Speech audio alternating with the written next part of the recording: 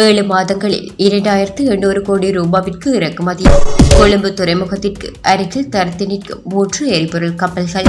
ரணிலின் அமைச்சரவை தொடர்பில் வெளியான முக்கிய அறிவிப்பு. ஜனாதிபதி பிரதமருக்கு பதிலாக கைப்பாவைகள். பெண்ணைக்கு இருண்ட நாட்டுக்கு வெளிச்சம் கொண்டு வர முடியும். ஐநாவில் நிறைவேற்றப்பட்டுள்ள இலங்கைக்கு எதிரான தீர்மானம். அலி சப்ரி வெளியிட்ட பகிரங்க அறிவிப்பு. கோட்டாபாயவின் அரசியல் மேல் பிரவேசம் தொடர்பில் வெளியாகியுள்ள தகவல். பெண்களை மிகவும் மோசமாக சோதனை செய்த சிறைச்சாலை அதிகாரிகள். செல்வம் அடைக்கலநாதன் குற்றச்சாட்டு. தமிழ் அரசியல் கைதிகளை பார்வையிட சென்ற அவர்களது உறவினர்களான பெண்களை மிகவும் மோசமாக சோதனை செய்து அவர்களை அசிங்கப்படுத்தியதுடன் இனவாதமாகவும் சிறைச்சாலை அதிகாரிகள் நடந்து கொண்டுள்ளதாக பெண்ணி மாவட்ட நாடாளுமன்ற உறுப்பினர் செல்வம் அடைக்கலநாதன் குற்றம் சுமத்தியுள்ளார். வவுனியாவில் உள்ள தமிழீழ விடுதலை இயக்கத்தின் அலுவலகத்தில் நேற்று இடம்பெற்ற ஊடக சந்திப்பிலேயே அவர் இவ்வாறு தெரிவித்துள்ளார். இது தொடர்பில் மேலும் தெரிவிக்கையில், கைதிகள் தினத்தை முன்னிட்டு தங்களது உறவுகளை சிறைச்சாலைகளில் பார்வையிட சென்ற சொந்தங்கள் மிக மோசமான முறையில் பரிசோதனை செய்யப்பட்டுள்ளார்கள் என அவர் தெரிவித்துள்ளார்.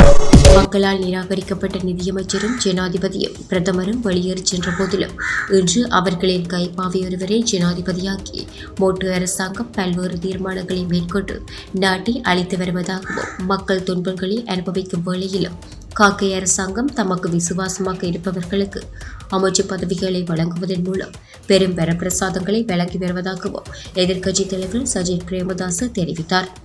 ஐக்கிய மக்கள் சக்தியின் புத்தளம் தேர்தல் தொகுதி கூட்டத்தில் கலந்து கொண்டு உரையாற்றும் போதே எதிர்க்கட்சித் தலைவர் மேற்கண்டவாறு தெரிவித்தார். ஐநா மனித உரிமைகள் பேரவையில் நிறைவேற்றப்பட்டுள்ள 46 தீர்மானம் தொடர்பில் இலங்கை வெளிவிவகார அமைச்சர் அலி சப்ரி அறிவிப்பொன்றை வெளியிட்டுள்ளார். ஐநா மனித உரிமைகள் பேரவையின் 51வது கூட்டத்தொடர் சுவிட்சர்லாந்தின் ஜெனீவா நகரில் இன்று ஆரம்பமாகியுள்ளது. இதில் கலந்து கொண்டு உரையாற்றும் போதே அவர் இந்த விடயத்தை குறிப்பிட்டுள்ளார். மேலும் தெரிவிக்கையில், பயங்கரவாத தடைச்சட்டத்திற்கு பதிலாக சர்வதேச விதிமுறைகளுக்கு ஏற்றவாறு தேசிய பாதுகாப்பு சட்டம் பதிலீடு செய்யப்படும். 46 தீர்மானம் இலங்கையின் இறையாண்மையை மீறுவதாக அமைத்துள்ளது. எனவே இலங்கை அரசாங்கத்தின் பிரதிநிதி என்ற வகையில் அதனை நிராகரிப்பதாக அவர் குறிப்பிட்டுள்ளார்.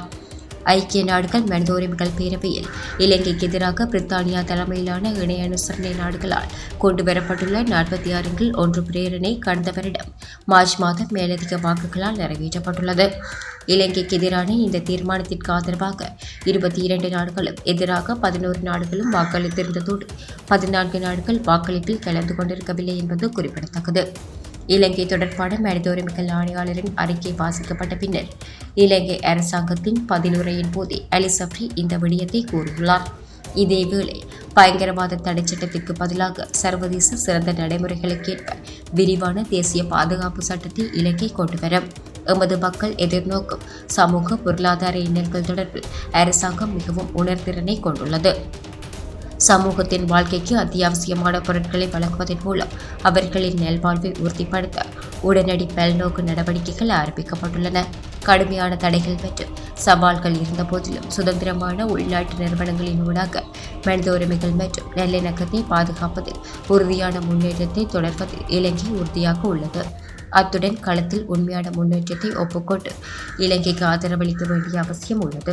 எங்கள் சவால்களை ஏற்றுக்கொள்வதற்கும் புதிய ஆற்றலுடன் முன்னேறுவதற்கும் நாங்கள் தயங்குவதில்லை.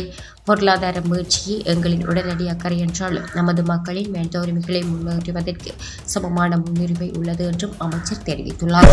முன்னாள் ஜனாதிபதி கோட்டாபய ராஜபக்ச மீண்டும் அரசியலில் பிரவேசிப்பதில்லை என தீர்மானித்துள்ளதாக தகவல்கள் வெளியாகியுள்ளன. அவரை சந்திக்க போகும் அரசியல்வாதிகளின் கேள்விகளுக்கு பதில் சொல்லக்கூட ஆர்வம் காட்டவில்லை என்று அரசியல் வட்டாரங்கள் தகவல்கள் வெளியிட்டுள்ளன. அவருடனான உரையாடல்களில் அரசியல் இல்லாமல் பொதுவான தகவல்கள் மட்டுமே இடம்பெறுவதாகவும் அவர் அரசியலுக்கு வருவது குறித்து சில வருத்தங்கள் இருப்பதாகவும் அந்த வட்டாரங்கள் தெரிவிக்கின்றன. இதேவேளை சுமார் 2 மாதங்களுக்கு பின்னர் முன்னாள் ஜனாதிபதி கோட்டாபய ராஜபக்ச தனது உத்தியோகபூர்வ ஃபேஸ்புக் பக்கத்தை பயன்படுத்தியுள்ளார். ஆசிய கிண்ணத்தை வென்ற இலங்கை கிரிக்கெட் அணிக்கும் வேலைப்பந்து மகளிர் அணிக்கும் வாழ்த்து தெரிவிக்கும் வகையில் அவர் தனது ஃபேஸ்புக் பக்கத்தில் பதிவிட்டுள்ளார். இதனிடையே நாட்டில் ஏற்பட்ட பொருளாதார நெருக்கடியை தொடர்ந்து முன்னாள் ஜனாதிபதி கோட்டாபய ராஜபக்ச நாட்டை விட்டு வெளியேறியிருந்த நிலையில் அவர் தனது பதவியை ராஜினாமா செய்திருந்தார். மாலைத்தீவு, சிங்கப்பூர் மற்றும் தாய்லாந்தில் தங்கியிருந்த இந்த மாதத்தின் ஆரம்பத்தில் நாடு திரும்பியிருந்தார். தற்போது கொழும்பில் தங்கியிருக்கும் அவரை முக்கிய அரசியல் பிரமுகர்கள் சந்தித்து வருகின்றமை குறிப்பிடத்தக்கது. இவ்வருடம் ஜனவரி முதல் ஜூலை வரையிலான 7 மாத காலப்பகுதியில் 2800 கோடி ரூபாய் பெறுமதியான மிளகாய் இறக்குமதி செய்யப்பட்டுள்ளதாக விவசாய அமைச்சு தெரிவித்துள்ளது. அக்கால பகுதியில் இறக்குமதி செய்யப்பட்ட மிளகாயின் அளவு 18,556 மெட்ரிக் டன்கள் எனவும் கூறப்படுகின்றது. அடுத்த 2 வருடங்களுக்குள் நாட்டின் தேவையில் 80% மிளகாயை உற்பத்தி செய்ய திட்டமிடப்பட்டுள்ளதாக விவசாய அமைச்சு தெரிவித்துள்ளது. நாட்டின் மிளகாய் தேவையில் 20% வழங்க தயாராக உள்ளதாக அனுராதபுரம் மாவட்டத்தில் மிளகாய் பயிரிட்டுள்ள விவசாயிகள் தெரிவிக்கின்றனர். விவசாயத்துறை நவீனமயமாக்கல் திட்டத்தின் மூலம் அனுராதபுரம், ஜகல்ல, கடகல, தம்புத்தேகம உள்ளிட்ட பல பிரதேசங்களில் பயிரிடப்பட்டுள்ள மிளகாய் தோட்டங்களை விவசாய அமைச்சர் மஹிந்த அமரவீர அவதானித்த போதே அவர்கள் இதனை தெரிவித்தனர். அத்துடன் 1 ஏக்கர் மிளகாய் பயிரிட்டு 6 மாத காலத்திற்குள் 74 லட்சம் ரூபாய் வருமானம் ஈட்ட முடியும் என்றும் விவசாயிகள் கூறுகின்றனர். நாட்டில் மிகவும் வெற்றிகரமாக மிளகாய் பயிரிடும் திறன் காணப்பட்ட போதிலும் நாட்டின் தேவையில் 60% அதிகமான மிளகாய் இன்னும் இறக்குமதி செய்யப்படுவதாகவும் விவசாய அமைச்சர் தெரிவித்தார். இருளால் சூழ்ந்த நாட்டிற்கு வெளிச்சத்தை கொண்டு வருவதில் பெரும் பங்கு பெண்களுக்கே உண்டு என தெரிவித்த எதிர்க்கட்சித் தலைவர் 25% பெண் பிரதிநிதித்துவம் கட்டாயம் இடம்பெற வேண்டியதொன்று எனவும் அவர் தெரிவித்தார். தற்காலத்தில் பெண்கள் பல சவால்களை எதிர்நோக்கி வருவதாக தெரிவித்த எதிர்க்கட்சித் தலைவர் தற்போது நிலவும் பொருளாதார நெருக்கடிக்கு மத்தியில் ஊட்டச்சத்து குறைபாடு உள்ளிட்ட கடுமையான பல பிரச்சினைகளை அவர்கள் எதிர்கொள்கின்றனர் எனவும் அவர் தெரிவித்தார். மனித வாழ்வில் பொறுப்புக்கூறல் மற்றும் பொறுப்புணர்வு ஆகியவற்றில் பெரும் பங்கு வகிப்பது பெண்களே என தெரிவித்த எதிர்க்கட்சித் தலைவர் அவர்கள் ஆற்றும் பங்கு அளவிட முடியாதது எனவும் தெரிவித்தார். பாராளுமன்ற தொடர்பாடல் திணைக்களத்தின் ஏற்பாட்டில் கேப்டல் அமைப்பின் முன்னிலை அனுசரணையில் ஜனநாயகம், தலைமைத்துவம் மற்றும் பெண்கள் எனும் கருப்பொருளில் இடம்பெற்ற விசேட மக்கள் சேவை நிகழ்ச்சியில் நேற்று கலந்து கொண்டு உரையாற்றுகையிலேயே எதிர்க்கட்சித் தலைவர் மேற்கண்டவாறு தெரிவித்தார். ஜனாதிபதி ரணிலில் புதிய அமைச்சரவையில் மேலும் 10 அமைச்சர்களை நியமிக்கும் சாத்தியம் இருப்பதாக அமைச்சர் பிரசன்ன ரணதுங்க தெரிவித்துள்ளார். நேற்றைய தினம் ஊடகங்களுக்கு கருத்து தெரிவிக்கும் போதே அமைச்சர் பிரசன்ன இதனை குறிப்பிட்டுள்ளார். மேலும் பேசிய அமைச்சர் பிரசன்ன ரணதுங்க பல அமைச்சரவை அமைச்சர்கள் நியமிக்கப்படுவார்கள் என்று கூறப்படுகிறது.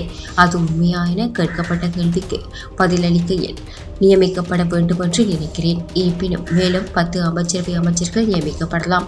அதை விரைவில் நியமித்து இந்த ஒரு அமைச்சரை நம்பி பல நிறுவனங்களில் ஒப்படைத்தால் அவர்களுக்கிடையே பிரிந்தால் எளிதாக இருக்கும். எனவே செலவுகள் அதிகரித்து வருவதாக யாரும் குற்றம் சாட்ட முடியாது. எனவே நாடாளுமன்றம் வீழ்ந்தாலும் அதனை எடுபடாமல் அனைவரும் செயல்பட வேண்டும். அதை செய்ய முடியாது. பொதுப்பணித்துறை அதிகாரிகளுக்கு இதைவிட கூடுதல் உதவித்தொகை கிடைக்கிறது. நம்மை விட 10-15 மடங்கு அதிகமாக வாங்குகிறார்கள். எனவே அதையும் நிறுத்த வேண்டும். இந்த முழக்கத்தை மட்டுமே எதிர்க்கட்சிகள் விரும்புகின்றன. கொழும்பு துறைமுகத்திற்கு அண்மித்ததாக சுமார் 14 நாட்களாக எரிபொருள் தாங்கிய 3 கப்பல்கள் நிலை கொண்டிருப்பதாக எரிசக்தி அமைச்சு கூறியுள்ளது. பணம் செலுத்த வேண்டிய நிலை உள்ளதால் நாட்டிற்கு வருவதற்கு சிக்கல் ஏற்பட்டுள்ளது. குறித்த இந்த எரிபொருள் கப்பல்களுக்கு சுமார் $150 மில்லியன் செலுத்த வேண்டியுள்ளதாகவும் பெட்ரோலிய கூட்டுத்தாபனம் ஏற்கனவே மத்திய வங்கியுடன் இதற்கான பணத்தை பெற்றுக்கொள்வதற்காக பேச்சுவார்த்தை நடத்தி வருவதாக அமைச்சின் அதிகாரியொருவர் தெரிவித்துள்ளார். எனினும் கப்பல்கள் எப்போது விடுவிக்கப்படும் என்பது தொடர்பில் தன்னால் கூற முடியாது என்றும் அவர் குறிப்பிட்டுள்ளார். மேலும் 37,000 மெட்ரிக் டன் டீசலை ஏற்றிய 2 கப்பல்களும் 100,000 மெட்ரிக் டன் மண்ணெண்ணெய் ஏற்றிய மற்றொரு கப்பலுமே இவ்வாறு தரத்து நிற்கின்றன.